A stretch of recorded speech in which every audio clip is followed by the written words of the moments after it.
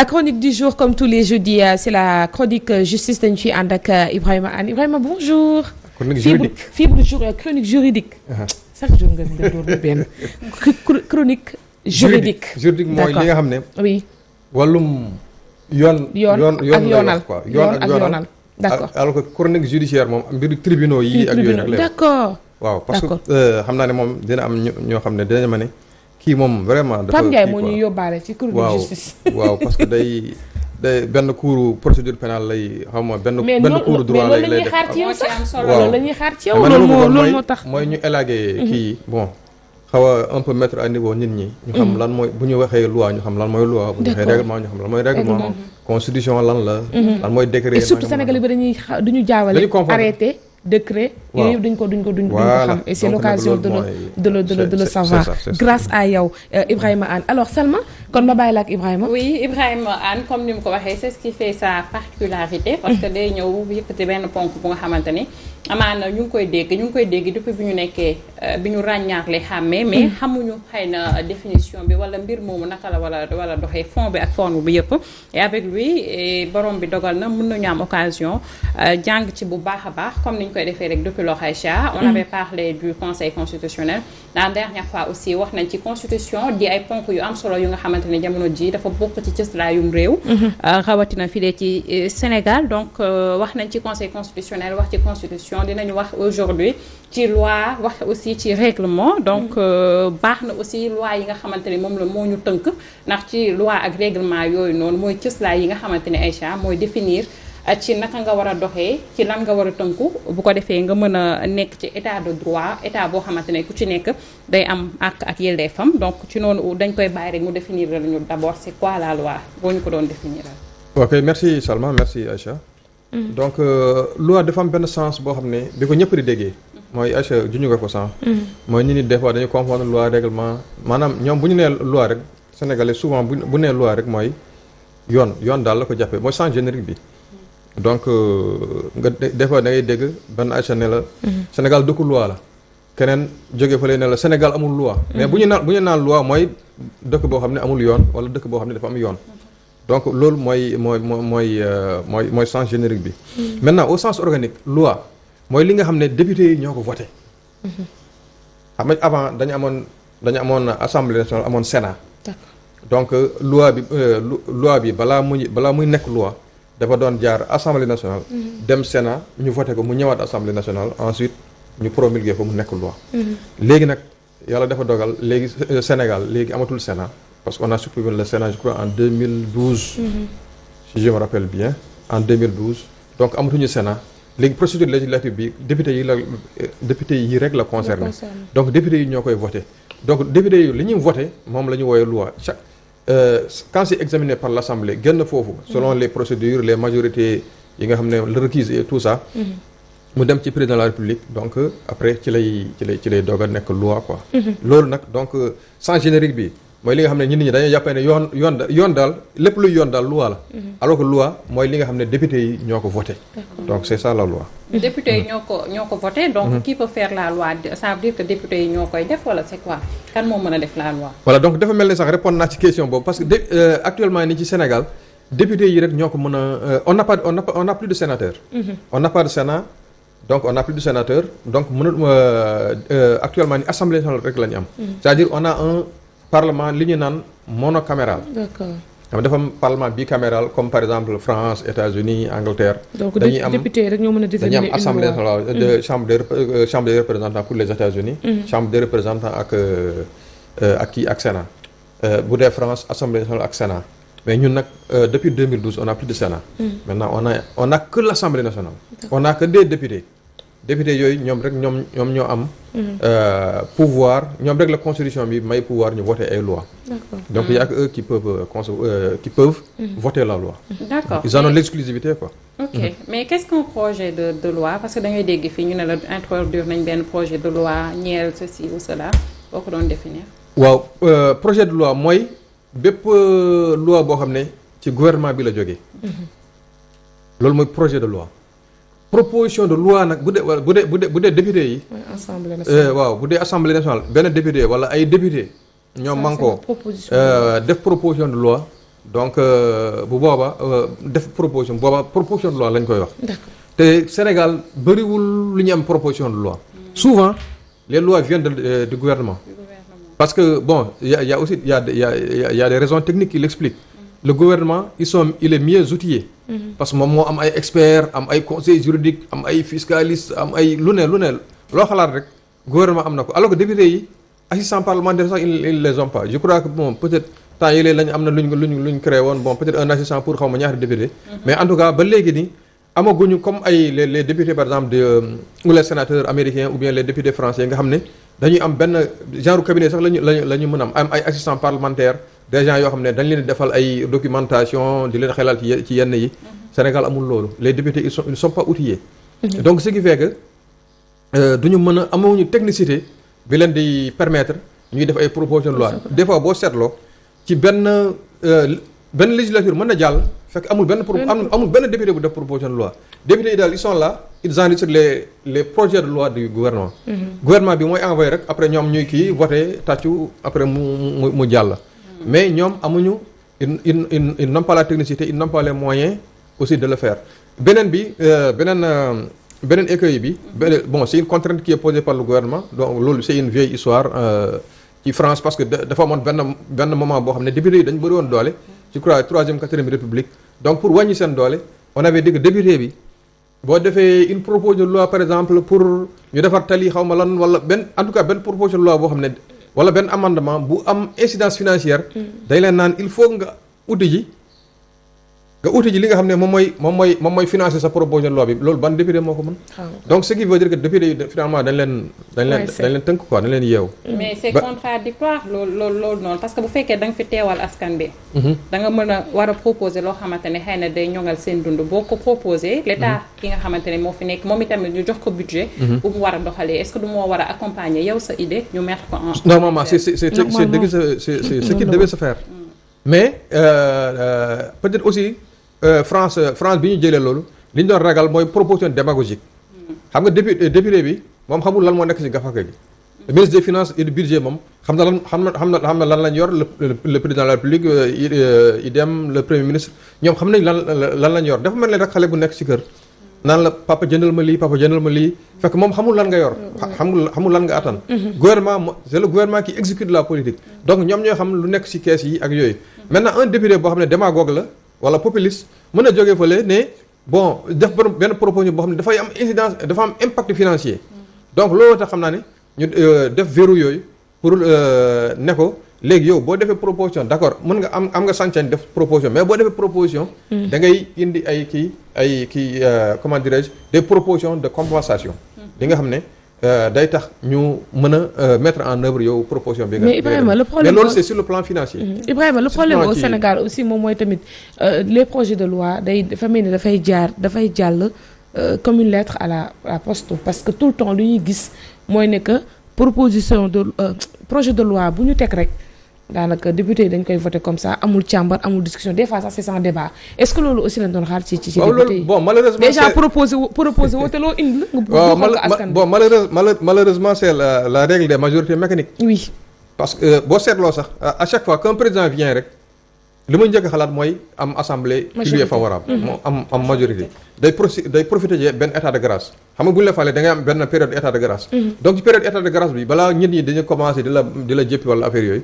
nga insérer voilà nga organiser des élections législatives am une majorité confortable nga xam député yi parce que et puis système bi Sénégal ni mu kiyee mooy député yi nekk ci liste nationale mooy ñi ëpp chance pour jàll les députés là députés yi leen di investir parti bi moo leen di investir et quand tu dis parti par exemple bu dee fii par exemple ci suñu système bi c'est le président du parti le secrétaire général wala même le président de la République bu dee Benno Bokk Yaakaar c'est le président de la République peut-être mooy toog ak benn un ou deux comment dirais-je leaders de sa coalition après ñu ne Aïcha na nekk première ensuite bon selon en respectant bien sûr les règles de la parité kii na nekk second Salmana troisième nangam. donc ce qui fait que député yooyu bu ñu demee à l'Assemblée dañuy nekk genre redevable xam nga ku ñu naan li ñu naan ku ëmb sa sànkal ëmb sa kersa n'est-ce pas donc boo ko génnee ci benn situation dafa bëggoon nekk député nga def ko ci position favorable kooku bu demee assemblée donte loi bi ak constitution bi may na ko tous les mécanismes de s'opposer wala def ay propositions mais moom tamit mi ngi xalaat par exemple la prochaine investiture. parce que bu fa nekkee di jaay député rebelle bon donc mandature bi jeex bu moytul beneen mandat bi du moom du am beneen mandat parlementaire. donc c'est des choses yoo xam ne qui se tiennent. tu me tiens par ici je te tiens par là. donc loolu malheureusement bon les textes yi rafet na leer na trop. Constitution loi nangam y a les pouvoirs de député mais dans les faits il y a. mais Ibrahima est-ce qu'avec ça on peut parler de pouvoir législatif. parce que si l'exécutif dañuy toog péto entre Salma et Aïcha après là on pointe nos députés après day jàll comme ça mu jàll est-ce que tamit am na lieu pouvoir législatif moom yaakaar naa ne bon peut-être que dañ ko xaw a bon je sais pas dañ xaw a jay députés yi peut-être c'est-à-dire on surestime leur pouvoir mais fii daal boo bëggee dëgg régime présidentiel moom pouvoir exécutif moo am waaw en France moom ils ont même reconnu que comment dirais-je wàññi nañu kii ba nga xam ne ñoom pour le judiciaire il parle de l'autorité judiciaire dañu na certes ñoom dañuy wax pouvoir exécutif ak pouvoir législatif parce que ñoom seen député yi seen parlement yi am nañ doole boo seetloo barke Demba Ndiaye la loi immigration Macron était obligé de rétropédaler composé avec waa Front National ak les républicains pour loi bi mën a jàll parce que seen majorité bi comme ñun rek seen majorité yi dafa xaw a équilibré na kii bi majorité bi ak opposition bi dafa xaw a équilibré waaw dafa am ballottage quoi donc loolu day néewal doole aussi kiiw day néewal doole mais fii au Sénégal aussi dañu nemmeeku que dañu comme li nga wax léegi proposition de loi projet de loi dañ ci meilleur léegi lu moom meilleur foofu day am sens Aïcha mën nañ ko lool mais da ngay gis que dañuy am benn projet de loi boo xamante ni dugal nañ ko à l'Assemblée mu daal di jàll wala nguur gi def benn projet de loi en tout cas mu am nekk loo xamante ni c'est du concret décider nañ ko mais kañ lay entrer en vigueur quand est-ce qu'on peut parler de l'application parce que gis nañ fi par exemple ñu joxe benn exemple sachet plastique yi interdire woon nañ ko fi mais saa waay ba tey boo génnee ci mbedd bi loyer bi da nga ko fiy gis loyer bi ak yeneen yoo xamante ni mën nañ leen lim mais application bi day application bi loyer bi après 10 ans on en reparle 2014 waaw loyer y a le loyer mais y a aussi la loi sur les cérémonies familiales boobu moo gën a yàgg la loi de 1966 kooku 1966 xaw ma son en tout cas c'était vers les années 60 daal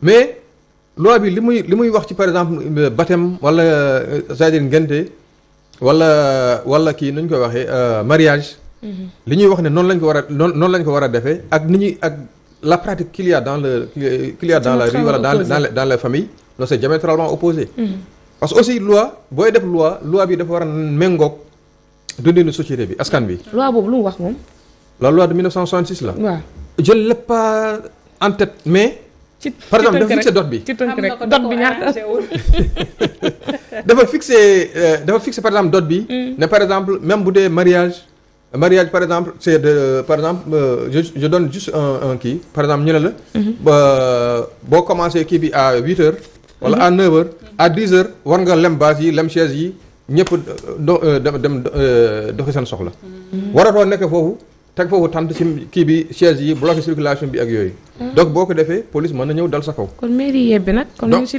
voilà donc c'est-à-dire qu'on est en violation permanente de la loi mais xam nga lu ko waral parce que la loi là peut-être il n'est pas parti de la base pour aller au sommet alors que la loi doit être en adéquation avec les us et coutumes yi nga xam ne ñoom ñoo nekk ci dëkk bi mais boo defee loi boo xam ne daanaka majorité bi ànduñu ci donc dañ ko def mu nekk coutume yoo xam ne pour ñu muur seen seet il faut mu guddi lool voilà donc y a tout ça donc dafa fixé woon kii cérémonie familiale les kii funérailles ak yooyu maintenant pour comment dirais-je procédure bi donc loi bi xam nga député yi ñoo koy voté donc que soit proposition de loi ou projet de loi am na benn procédure bu muy jaar commission technique intercommission ensuite mu jaar plénière bu ñu ko voté ba pare dañ ko jébbal président de la république c'est-à-dire foofu ngay xamee les pouvoirs du président de la république donc bu ñu ko joxee président de la république il est libre de il peut promulguer comme il peut ne pas promulguer mais à quoi ça sert alors est-ce que duñ ko bàyyi mu décider rek donc en conseil des ministres par exemple jël décret mi signé waaw bon loolu day am ay décret loi day am c'est-à-dire que loolu te loolu je crois que élection yi jàll il y a des gens qui avaient commis ces erreurs là en disant que non Yewwi comme am nañu ils ont tant de députés ils vont bloquer le pays parce que si Macky par exemple si le pouvoir vote la loi de finances xam nga non bu ñu yóbboo la loi de finances à l'Assemblée ñoom ils vont s'opposer non il peut pas s'opposer parce que même s'il ne vote pas la loi de finances le président de la République la Constitution lui permet de la mettre en vigueur par décret c'est-à-dire il peut les contourner mettre en vigueur par décret mais maintenant pour revenir à truc bi donc à la loi bi bu ñu ko kii bu jàllee étape yooyu yëpp ba ñu voté ko day dem ci président de la République promulgué ko il prend un décret de promulgation bu ko promulgué après ñu publier ko au journal officiel bu nga publier au journal officiel nag à partir de ce moment on dit nul n'est censé ignorer la loi c'est-à-dire kenn waratul wax ni bon man yëgu ma woon ne loi boobu voté nañ ko man loolu tinu ma ko nangam non tu n'as plus le droit de dire ça dès l'instant que la loi elle a été votée comme selon la procédure régulière et normale ba président la promulgué ko ba ñu publier ko au journal officiel 2 jours xam nga 3 jours bon selon les régions parce que amoon na ay temps bon journal officiel pour mu yàgg Ziguinchor il fallait ay fan parce que bateau lay jaar wala oto wala ci horaire bi lay jaar bon maintenant il y a les avions et tout ça mais je crois pas qu'on ait changé ça mais en tout cas dañ ne 2 jours je crois 1 jour à Dakar 2 jours à xaw ma fan 3 jours à Ziguinchor en Casamance donc à partir de ce moment tu ne peux plus dire que loi bi man xaw ma woon ne loi bi existé na bu ñu la ko opposé rek da ngay daam léegi kii boo ko violé amoo droit nekk xamoo ko woon ñu ne censé ignorer la loi phrase boobu moom je pense que revenir na tellement dernièrement que ñëpp xam nañ ko nul n'est censé ignorer la loi mais cette loi bu ñu ko mettre en vigueur qui est censé maanaam faire le policier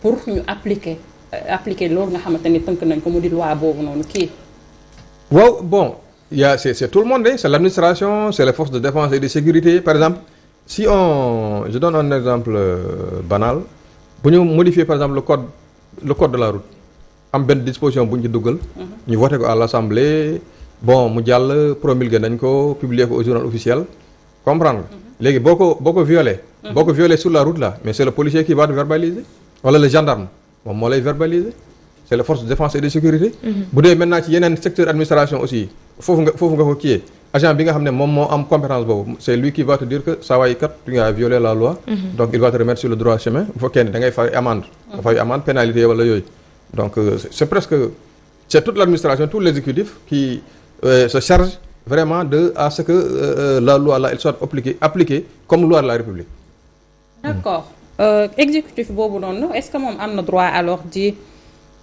naka laa ko mën a waxee bañ a appliquer par exemple maanaam bañ a promulguer wala pas promulguer nañ ko wax pare ndax officiel na xëy na publier nañ ko fële mais yow mi nga xamante ni tu es censé faire le gendarme est-ce que am nga droit de déroger à cette loi voilà le mot oui non c'est-à-dire du point de vue du droit je vais me répéter amoo droit tu n'as pas le droit de le faire mais des fois comme loi sur le plastique bi nga doon wax sànq noonu xam nga la loi là elle n'est pas appliquée elle a été votée depuis 2014 xam nga mais elle n'est pas appliquée parce que bon peut-être que aussi ñoom exécutif ils ont ay informations wala ils ont des données que le Sénégalais lambda n'a pas donc qui font que bon loi bi peut-être que du moment bi duñ ko mën a appliquer donc dañ bàyyi ba tel moment wala nañ am benn battement donc loolu moom des fois la réalité sociétale sax tey da lay imposer nga def pause un peu xool caytu le temps de sensibiliser bon impliquer acteurs yi nga war a impliquer ak yooyu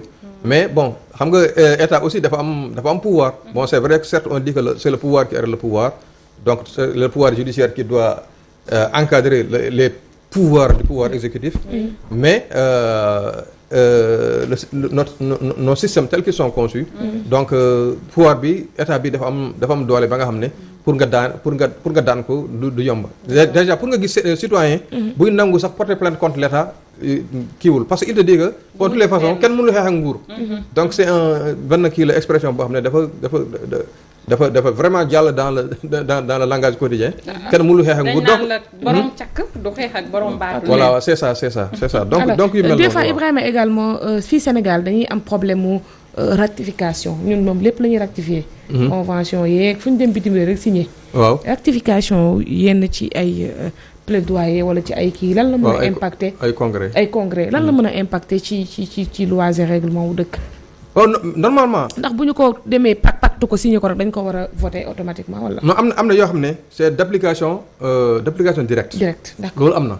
loolu day am c'est-à-dire que ci convention bi boppam wala le pacte là wala l'accord international dañuy naan c'est d'application directe donc état bi mooy organiser procédure rek pour réceptionner ko pour mu dugg dans son droit positif. mais am na yoo xam ne nag moom il faut que mu jaar assemblée parce que bu fekkee ne loi bi wala pacte boobu wala accord international boobu wala convention boobu li muy kii dafa ci pouvoiru député yi la. donc day jaar assemblée. des fois da ngay gis ci communiqué conseil des ministres. Projet de loi de ratification de tel règlement de telle convention signée à tel nangam l'avortement. voilà genre yooyu. Sénégal signé nañu ko au niveau international mais il faut ñu voter ko assemblée. il faut ñu voter ko assemblée bu demee ba assemblée nag ba ñu kii ko ba ñu ratifier ko. parce que assemblée nationale moo am pouvoir de ratification. bu ko ratifier ba pare nag day daal di dugg ci suñu droit. alors c'est quoi une ratification day justement. ratification mooy procédure boobu rek. mooy procédure bi nga xam ne procédure de pour dugal dans notre droit interne. benn disposition boo xam ne ci scène internationale bi peut-être lañ ko signé. d'accord c'est ça. waaw boo ñu doon limal tey oui. d'accord boo ñu doon limal tey les types de lois qui existent ban ak ban lay doon. donc on a les lois constitutionnelles. loi constitutionnelle souvent day modifier constitution bi xam nga constitution bi du loo xam ne rek c'est ad vitam aeternam des fois dañuy dem ba benn moment ñuy sentir ne am na lu ñu ci war a changer donc am na loi constitutionnelle. waaw. ensuite mu am ay loi organique yi ñoom tamit souvent dañuy préciser yenn dispositions yoo xam ne leerul ci constitution bi wala des fois pour organisation pour yenn institutions yi. par exemple le conseil constitutionnel a été créé par une loi organique conseil constitutionnel loi organique moo ko créé loi organique de 92. assemblée nationale seen règlement intérieur bi nga xam ne moom moo leen kii. moom moo ngànk seen kii député yi ak yooyu. pour seen discipline ak yooyu. donc boobu aussi loi organique la. maintenant loi organique yi y a les lois organiques donc y a les lois ordinaires. loi ordinaire yi mooy yi gën a faral di gis. loi de finance sax ci la bokk. donte moo gën a important ci loi yëpp. loi des finances waaw loi de finance initiale loi de finances rectificative ak loi de règlement. yooyu mooy loi de finance. parce que yooyu ñoom ñoo am affaire koppar yi ak yooyu. donc on les considère comme les plus importants mais c'est des lois ordinaires. maintenant li ma bëggoon peut-être préciser foofu rek mooy loi organique le président de la République foofu il peut pas mënu ko promulguer xam nga loi ordinaire yi assemblée bu ko paree rek da koy jébal président mu promulguer. waaw mu jël décret de promulgation. alors que loi organique il faut que obligatoirement président de la République wala président de l'Assemblée wala ay député ñu saisir conseil constitutionnel ba mu xool ndax loi organique boobu méngoon ak constitution. mu doog a promulguer. loolu mës na am fii Sénégal. am na ay loi loi organique moom ala kulli haalin loi organique bu ñu fiy voté rek loi organique boo dégg rek dañ saisir conseil constitutionnel ba mu joxe ci avis. bu xoolee ne lii dañ ko war a dindi ci loi bi ñu dindi ko balaa ñu koy promulguer. donc loolu moom c'est quelque chose loo xam ne lu courant la c'est ordinaire. d'accord aujourd'hui mën nañu wax ci loi mais kenn mënul wax loi te waxoo règlement aussi. boo ci mënoon dikk rek. waaw règlement nag mooy li nga xam ne mooy li administration di jël. mooy te le chef de l'administration c'est le président de la République. le président de la République moom li muy jël par exemple bu jëlee këyitam signé ne Salma Fall nommé directrice générale de l'agence de la case de tout-petits donc loolu c'est un règlement. wala mu jël Adja Marième Faye Sall tuddee naa la hôpital bu Fatick. waaw boobu bàyyi naa la ko. c'est un exemple. waaw loolu aussi di nga xam ne Ibrahima doo ko dugal wala. waaw loolu aussi loolu décret la. ba léegi nag donc tu as compris le décret. donc c'est ça le décret. décret daal mooy li nga xam ne président de la République moo ngi koy signé. te moom rek moo am sañ-sañ boobu. c'est une compétence exclusive il la partage avec personne. bon peut-être que mën nañu wax ne rek y a le premier ministre qui contresigne. am na ay décret yoo xam ne premier ministre c'est-à-dire moom président bu ko signé ba pare. da koy jox premier ministre mu contre-signé ko. d'accord day contre-signé rek loolu formalité la rek. mais le président de la République moom moo am pouvoir. de signer des décrets de prendre des décrets. À un moment donné le président Wade ci référendum bi je crois que bëggoon na initier benn loi organique qui permettrait au premier ministre de prendre des décrets mais ba léegi affaire boobu antuwul. d'accord donc maintenant président de la République bu wooyee y a les ministres les gouverneurs les préfets ñoom ils prennent ce qu'on appelle des arrêtés. te yooyu sax bon arrêtés préfectoraux yi ñoo ci gën a siiw parce que souvent les manifestations ak yooyu. ñoom ñoo leen di c'est eux qui les prennent quoi. donc réellement daal mooy li nga xam ne moom mooy le décret du président de la République. les arrêtés. préfectoraux du gouverneur du ministre les arrêtés ministériels yi nga xam ne aussi administration bi moo koy jël. donc c'est tout ça qui constitue le règlement quoi.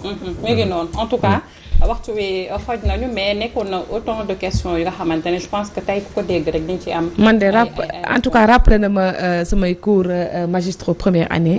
université Cheikh Anta Diop faculté de droit. ok tey moom defal nga ma benn cours magistral bu am solo.